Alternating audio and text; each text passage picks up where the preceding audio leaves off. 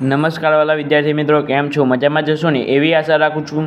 આજે આપણે જોવાના છે ધોરણ 9 વિષય સાયન્સ ચેપ્ટર નંબર 1ના મોસ્ટ આઈએમપી પ્રશ્નો આપણે આ વિડીયોમાં જોઈશું। નવા અભ્યાસક્રમ તમારી 2024 અને 25 મુજબનો છે, બરાબર? તેના અભ્યાસક્રમ મુજબ જ આપણે જોઈશું। તો મિત્રો, જો વિડીયોમાં નવા હોવ તો લાઇક શેર સબસ્ક્રાઈબ કરવાનું ભૂલતા નહીં। આ વિડીયોને અંત સુધી નિહાળજો, જેથી કરીને તમને બધા જ આઈએમપી પ્રશ્નો મળે। આની પીડીએફ તમને નીચે મળી જશે, બરાબર?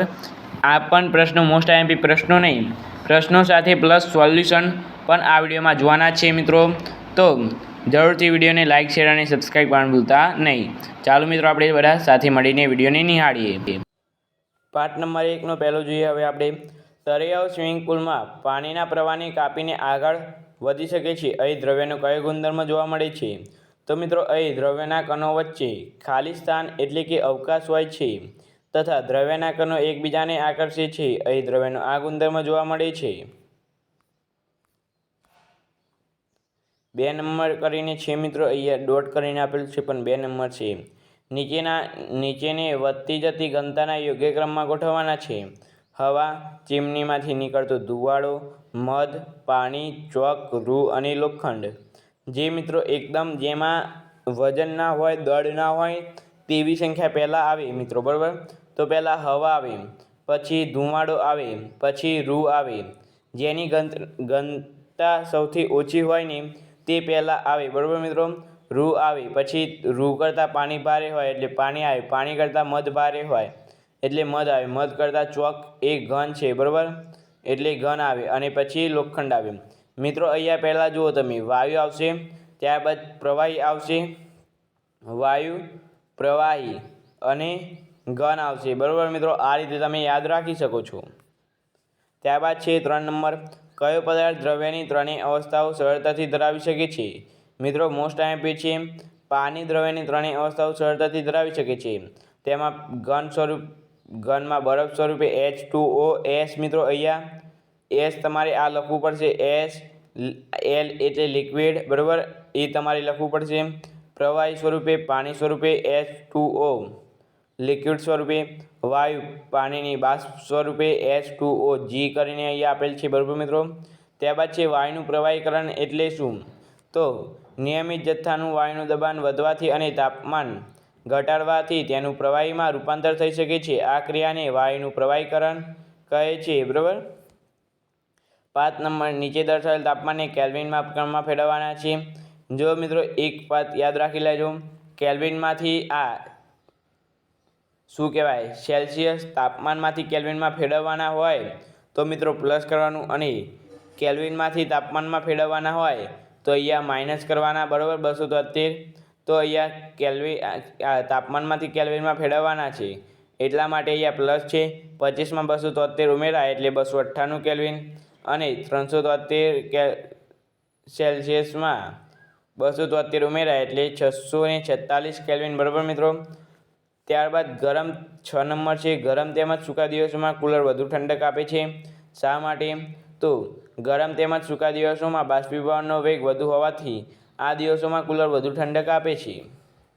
ત્યારબાદ 7 નંબર છે, નીચેના પદાર્થોનું દ્રવ્યની અવસ્થા પ્રમાણે વર્ગીકરણ કરો। તેલ, ચોક, કેરોસીન, નાઇટ્રોજન, સ્ટીલ, હવા। હવે પ્રવાહીમાં તેલ અને કેરોસીન, વાયુમાં હવા અને નાઇટ્રોજન, ઘનમાં સ્ટીલ અને ચોક, બરાબર મિત્રો? આ આપણે પ્રવાહી, વાયુ અને ઘન આપણે પેલા ઘનતામાં જોયું હતું, જે આપણે બદલવાની હતી, બરાબર? ત્યારબાદ મિત્રો 8 નંબર છે, H2SO4નું આણ્વીય દળ શોધવાનું છે।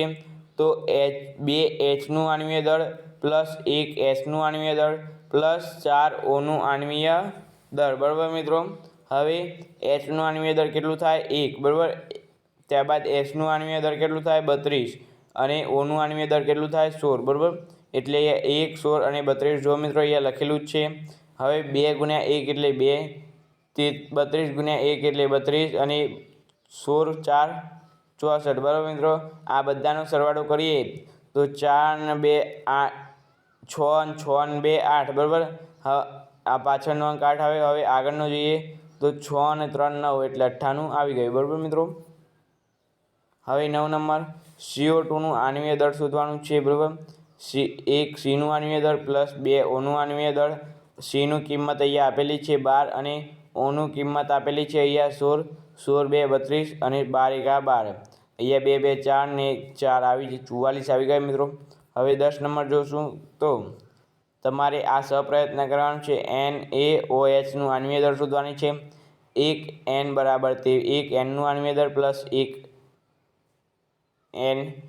Na હશે મિત્રો અહીંયા Naનું 23, ત્યારબાદ ઓનું 1 ઓનું આણ્વીય દળ અને 1 Hનું આણ્વીય દળ. પછી આ તમારે સ્વપ્રયત્ન કરવાનું છે મિત્રો. સેલ્ફ અહીંયા લખેલો છે બરાબર. હવે મિત્રો અહીંયા તફાવત જોઈએ તો તફાવત આપવાનો છે આપો પ્રવાહી અવસ્થા અને વાયુ અવસ્થાનો બરાબર મિત્રો. તો